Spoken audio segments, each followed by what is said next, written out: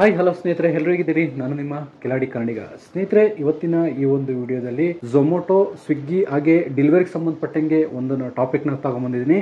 ಸ್ನೇಹಿತರೆ, ಅದು ಯಾವ ಥರ ಟಾಪಿಕ್ ಅಂತಂದರೆ, ಸ್ನೇಹಿತರೆ ಇದುವರೆಗೂ ನಾವು ಫುಡ್ ಡೆಲಿವರಿ, ಗ್ರಾಸರಿ ಡೆಲಿವರಿ, ಹಾಗೆ ಕೊರಿಯರ್ ಡೆಲಿವರಿ, ಹಾಗೆ ಕೆಲವೊಂದು ಪಾರ್ಸಲ್ಗಳು ಎಲ್ಲನೂ ಡೆಲಿವರಿ ಮಾಡ್ತಾಯಿದ್ದೋ.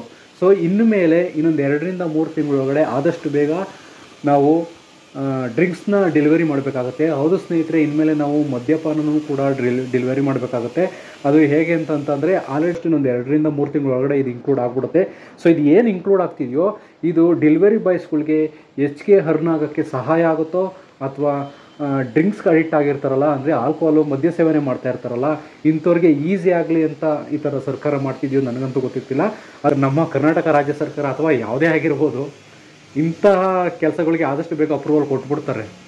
ಮದ್ಯಪಾನ ಸೇವನೆ ಆಗಿರ್ಬೋದು, ಅಥವಾ ಡ್ರಿಂಕ್ಸ್ ಆಗಿರ್ಬೋದು, ಆಲ್ಕೋಹಾಲು ಯಾವುದೇ ಆಗಿರ್ಬೋದು ಸ್ನೇಹಿತರೆ, ಕೆಟ್ಟ ಚಟಗಳು ಏನಿದೆಯೋ ಇದಕ್ಕೆ ನಮ್ಮ ಸರ್ಕಾರ ಆದಷ್ಟು ಬೇಗ ಅಪ್ರೂವಲ್ ಸಿಕ್ಬಿಡುತ್ತೆ. ಅದೇ ಒಂದು ಒಳ್ಳೆ ಕೆಲಸ ಮಾಡಬೇಕು ಅಂತಂದರೆ 1000 ಸರಿ ಯೋಚನೆ ಮಾಡುತ್ತೆ. ಸೊ ಏನು ಮಾಡೋಕ್ಕಲ್ಲ, ಟ್ಯಾಕ್ಸಿಂದ ಸರ್ಕಾರ ನಡಿಬೇಕು.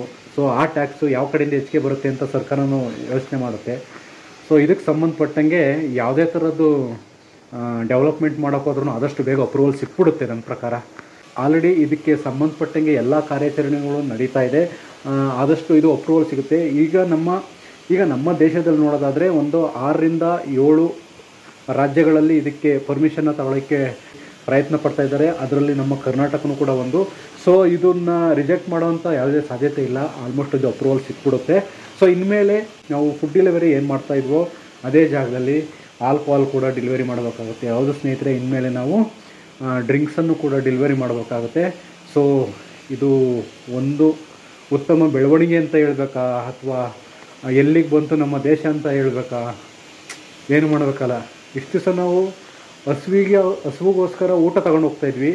ಇನ್ಮೇಲೆ ಆಲ್ಕೋಹಾಲ್ಗೆ ದಾಸರಾಗಿರ್ತಕ್ಕಂಥ ವ್ಯಕ್ತಿಗಳಿಗೆ ನಾವೇ ಆಲ್ಕೋಹಾಲ್ನ ತಗೊಂಡೋಗಿ ಕೊಟ್ಟಂಗಾಗುತ್ತೆ. ಸೊ ಇದರಿಂದ ಯಾವ ರೀತಿ ಡೆಲಿವರಿ ಬಾಯ್ಸ್ಗಳಿಗೆ ಹೆಚ್ಚಿಗೆ ಅರ್ನಿಂಗ್ಸ್ ಆಗ್ಬೋದು, ಅಥವಾ ಆಲ್ಕೋಹಾಲ್ ಅಡಿಕ್ಟ್ ಆಗಿರೋರಿಗೆ ಇನ್ನೂ ಸ್ವಲ್ಪ ಈಸಿ ಆಗುತ್ತಾ, ಏನೋ ಒಂದು ಅರ್ಥ ಆಗ್ತಾಯಿಲ್ಲ. ಸೊ ಈ ಥರ ಬೆಳವಣಿಗೆ ಬೇಕಾಗಿತ್ತಾ ನಮ್ಮ ರಾಜ್ಯದಲ್ಲಿ ಅಂತ ಹೇಳ್ಬಿಟ್ಟು ನೀವು ನಮಗೆ ಕಮೆಂಟ್ ಮಾಡಿ. ಸೊ ಡೆಲಿವರಿ ಬಾಯ್ಸ್ಗಳಿಗೆ ಅರ್ನಿಂಗ್ಸಲ್ಲಿ ನೋಡೋದಾದರೆ, ಸೊ ಇದೊಂದು ಇನ್ಕ್ಲೂಡ್ ಆದರೆ ಜಾಸ್ತಿ ಅರ್ನಿಂಗ್ಸ್ ಆಗ್ಬೋದು. ಯಾಕೆಂತಂದರೆ ಜನಗಳು ಈಗಿನ ಕಾಲದಲ್ಲಿ, ಅದರಲ್ಲೂ ಈಗ 80% ಜನ ಆಲ್ಕೋಹಾಲ್ಗೆ ಅಡಿಕ್ಟ್ ಆಗಿಬಿಟ್ಟಿರ್ತಾರೆ. ಸೊ ಊಟ ಬುಕ್ ಮಾಡ್ತಾರೋ ಇಲ್ಲೋ ಗೊತ್ತಿಲ್ಲ, ಅಂತಂದರೆ ಆಲ್ಕೋಹಾಲ್ ಅಂತೂ ಬುಕ್ ಮಾಡೇ ಮಾಡ್ತಾರೆ. ಸೊ ಮನೆಯಲ್ಲಿ ಕೂತು ಡ್ರಿಂಕ್ಸ್ ಮಾಡ್ತಕ್ಕಂಥ ವ್ಯಕ್ತಿಗಳು ಈ ಆಲ್ಕೋಹಾಲ್ನ ಬುಕ್ ಮಾಡೇ ಮಾಡ್ತಾರೆ. ಸೊ ಇಷ್ಟಲ್ಲೇ ನಮ್ಮ ರಾಜ್ಯಕ್ಕೂ ಬರುತ್ತೆ. ಸೊ ಅದರಲ್ಲೂ ನಮ್ಮ ಕರ್ನಾಟಕ ರಾಜ್ಯದಲ್ಲಿ ಇನ್ನು 2-3 ತಿಂಗಳಲ್ಲಿ ಪ್ರಾರಂಭವಾಗುತ್ತೆ. ಸೊ ಈ ವಿಷಯ ನಿನಗೆ ಹೆಂಗೆ ಗೊತ್ತು ಗುರು ಅಂತ ಕೇಳ್ಬೋದು. ಸೊ ಇದಕ್ಕೆ ಸಂಬಂಧಪಟ್ಟಂಗೆ ನಾನು ಒಂದು ಡಿಸ್ಕ್ರಿಪ್ಷನ್ನಲ್ಲಿ ವಿಡಿಯೋದ ಲಿಂಕ್ ಕೊಟ್ಟಿರ್ತೀನಿ, ಹಾಗೆ ಕಮೆಂಟ್ ಸೆಕ್ಷನಲ್ಲೂ ಮೇಲೆ ಪಿನ್ ಮಾಡಿರ್ತೀನಿ. ಸೊ ಅಲ್ಲಿ ಕ್ಲಿಕ್ ಮಾಡಿದರೆ ಇದಕ್ಕೆ ಸಂಬಂಧಪಟ್ಟಂಗೆ ಒಂದು ವಿಡಿಯೋ ಇರುತ್ತೆ. ಸೊ ಅದು ಈ ವಿಡಿಯೋ ನೋಡ್ಬಿಟ್ಟು ಅದನ್ನು ನೋಡಿದ್ರೆ ನಿಮಗೆ ಸ್ವಲ್ಪ ಕ್ಲಿಯರಾಗಿ ಅರ್ಥ ಆಗ್ಬೋದು. ಇನ್ಮೇಲೆ ನಾವು ಒಂದು ದುರಂತದ ಸಂಗತಿ ಏನಂತಂದರೆ, ಆಲ್ಕೋಹಾಲ್ನು ಕೂಡ ನಾವು ಡೆಲಿವರಿ ಮಾಡಬೇಕಾಗುತ್ತೆ ಇನ್ಮೇಲೆ. ಸೊ ಇದು ಎಷ್ಟು ಮಟ್ಟಿಗೆ ಒಳ್ಳೆಯದು ಕೆಟ್ಟದ್ದು ಅಂತ ನನಗಂತೂ ಅರ್ಥ ಆಗ್ತಾಯಿಲ್ಲ. ಸೊ ನಿಮಗೇನಾದರೂ ಇದ್ರ ಬಗ್ಗೆ ಇನ್ನೂ ಹೆಚ್ಚಿನ ಮಾಹಿತಿ ಗೊತ್ತಿದ್ದರೆ ಕಮೆಂಟ್ ಮಾಡಿ. ಸೊ ಡೆಲಿವರಿಗೆ ಸಂಬಂಧಪಟ್ಟಂಗೆ ಇದನ್ನು ಇನ್ಕ್ಲೂಡ್ ಮಾಡ್ಕೊಂಡಿರೋದ್ರಿಂದ ನಮಗೇನಾದರೂ ಉಪಯೋಗ ಆಗುತ್ತಾ ಅದನ್ನು ಕೂಡ ಕಮೆಂಟ್ ಮಾಡಿ ಅಂತ ಹೇಳ್ತಾ, ಸ್ನೇಹಿತರೆ ನಿಮಗೆಲ್ರಿಗೂ ಗೊತ್ತಿರೋ ಹಾಗೆ ಬೈಕ್ ಟ್ಯಾಕ್ಸಿ ತುಂಬ ಪ್ರಾಬ್ಲಮ್ ಆಗ್ತಾಯಿದೆ. ಸೊ ಮುಂದಿನ ದಿನಗಳಲ್ಲಿ ಆದಷ್ಟು ಬೇಗ ಈ ಬೈಕ್ ಟ್ಯಾಕ್ಸಿ ಸಂಬಂಧಪಟ್ಟಂಗೆ ಗೊಂದಲಗಳು ದೂರ ಆಗಿ ಆದಷ್ಟು ನಮ್ಮ ಡೆಲಿವರಿ ಬಾಯ್ಸ್ಗಳಿಗೆ, ಅಂತಂದರೆ ಎಷ್ಟೋ ಸಂಸಾರಗಳು ಸ್ನೇಹಿತರೆ ಬೈಕ್ ಟ್ಯಾಕ್ಸಿಯಿಂದ ಜೀವನ ಮಾಡ್ತಾಯಿದ್ವು. ಸೊ ಎಲ್ಲವೂ ಕೂಡ ಬೀದಿಗೆ ಬಂದಿದ್ದಾರೆ. ಇವಾಗ ಯಾವ ಥರ ಜೀವನ ಮಾಡಬೇಕು, ಯಾವ ಥರ ಸಂಪಾದನೆ ಮಾಡಬೇಕು ಅವ್ರಿಗೂ ಗೊತ್ತಾಗ್ತಾಯಿಲ್ಲ.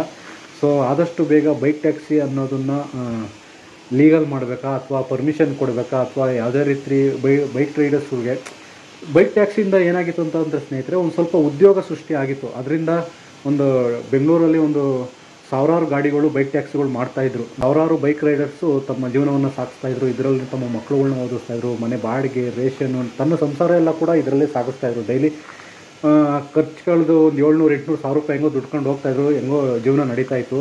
ಸೊ ಈಗ ಬೈಕ್ ಟ್ಯಾಕ್ಸಿ ಮೇಲೆ ಸ್ಟಾಪ್ ಮಾಡಿದ್ದಾರೆ. ಇದರಿಂದ ಬೈಕ್ ರೈಡರ್ಸ್ ಮೇಲೆ ಸ್ವಲ್ಪ ಹೊಡೆತ ಬಿದ್ದಿದೆ. ಸೊ ಮುಂದಿನ ದಿನಗಳಲ್ಲಿ ಆದಷ್ಟು ಬೇಗ ಸರಿಯಾಗಲಿ. ನಂತರ ಸ್ನೇಹಿತರೆ, ಈ ಮದ್ಯಪಾನ ಹೋಮ್ ಡೆಲಿವರಿ ಕೂಡ ಕೊಡ್ತಾ ಇದ್ದಾರೆ. ಸೊ ಅದನ್ನು ಸ್ವಿಗ್ಗಿ, ಝೊಮೊಟೊದಲ್ಲಿ ಇನ್ಕ್ಲೂಡ್ ಮಾಡ್ತಾ ಇದ್ದಾರೆ ಅಂತ ಎಲ್ಲ ಮಾಹಿತಿಗಳು ಇವೆ. ಸೊ ಇದ್ರ ಬಗ್ಗೆ ನಿಮ್ಗೇನು ಅನ್ಸುತ್ತೋ ಅಂತ ಕಮೆಂಟ್ ಮಾಡಿ. ಸ್ನೇಹಿತರೆ, ಈ ವಿಡಿಯೋನ ಕೊನೆವರೆಗೂ ನೋಡಿದ್ದಕ್ಕೆ ನಿಮಗೆ ಧನ್ಯವಾದಗಳು. ನಾನು ವಿಡಿಯೋ ಲಿಂಕನ್ನು ನಾನು ಕೊಟ್ಟಿರ್ತೀನಿ, ಹೋಗಿ ಚೆಕ್ ಮಾಡಿ. ಆದಷ್ಟು ಬೇಗ ಇದು ಇನ್ಕ್ಲೂಡ್ ಆಗುತ್ತೆ ನನ್ನ ಪ್ರಕಾರ. ಯಾಕೆಂತಂದರೆ ಸೊ ನೋಡೋಣ, ಮುಂದಿನ ದಿನಗಳಲ್ಲಿ ಆಲ್ಕೋಹಾಲ್ ಏನಾದರೂ ಡೆಲಿವರಿ ಮಾಡ್ತಕ್ಕಂಥ ಸಂದರ್ಭ ಬಂದಾಗ ವಿಡಿಯೋ ಮಾಡೋಣ. ಕೊನೆಯದಾಗಿ ವಿಡಿಯೋ ನೋಡಿದ್ದಕ್ಕೆ ತುಂಬ ಧನ್ಯವಾದಗಳು ಸ್ನೇಹಿತರೆ. ಶುಭ ದಿನ.